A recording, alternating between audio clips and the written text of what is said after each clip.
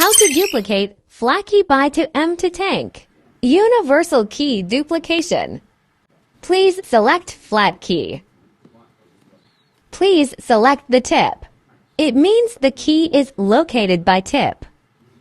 And then install the key depending on the guiding picture. Please use stoppers to help locate the keys on the machine. Pay attention. Close to the first line. Remove the stopper.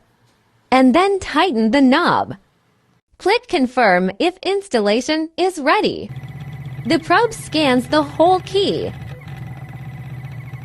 The key shape will appear after scanning. Find the proper key blank. Pay attention to detailed installation. First, input the stopper. Second, keep the key horizontal.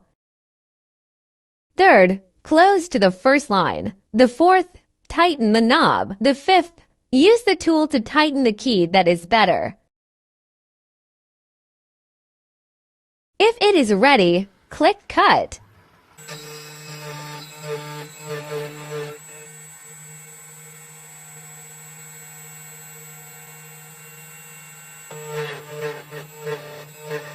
If finished cutting, please loosen the screws.